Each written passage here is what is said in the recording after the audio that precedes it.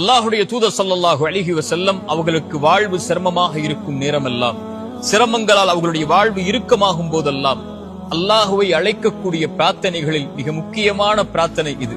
யா ஹய்யு யா கய்யூம், உயிருள்ளவனே நிலையானவனே, பிரஹ்மதிக அஸ்தகீது, உன் அருளை கொண்டு உன்னிடத்திலே உதவி தேடுகிறேன், உன் ரஹ்மத்தை கொண்டு உன்னிடத்திலே பாதுகாப்பை தேடுகிறேன் என்று அல்லாஹுடைய தூதர் ஸல்லல்லாஹு அலைஹி வஸல்லம் சொல்வார்கள்.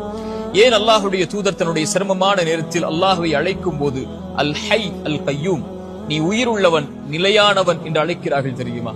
குர்ஆனில் அல்லாஹ் ரப்புல் ஆலமீன் அவனுடைய மகத்துவமிக்க வசனங்களாக பதியக்கூடிய வசனத்தில் ஒன்று ஆயத்துல் குர்சி. நாம் அறிந்தது. அந்த ஆயத்துல் குர்சியில் அல்லாஹ் அவனுடைய தன்மையில் மேன்மையான தன்மையை கொண்டுதான் அந்த வசனத்தை துவக்கம் செய்கிறான். அல்லாஹுல் லதி லா இலாஹ இல்லாஹு அல் ஹை அல் கய்யூம், அவன் உயிருள்ளவன் நிலையானவன் என்று அல்லாஹ் ரப்புல் ஆலமீன் அவனுடைய மகத்துவமிக்க வசனத்தில் அல்லாஹ் கூறும்போது அல் ஹை அல் கய்யூம் அல்லாஹுடைய மகத்துவமிக்க தன்மைகளில் ஒன்று. அவன் உயிருள்ளவன், அவன்தான் எல்லாவற்றிற்கும் உயிர் கொடுக்கக்கூடியவன். மரணித்ததற்கு பிறகு மீண்டும் அவன் தான் உயிர் கொடுத்து எழுப்பக்கூடியவன். இறந்துவிட்ட உள்ளங்களுக்கும் சரி, இறந்துவிட்ட வாழ்விற்கும் சரி, உயிர் வேண்டுமென்றால் அல் ஹை அவன் உயிர் கொடுக்க வேண்டும்.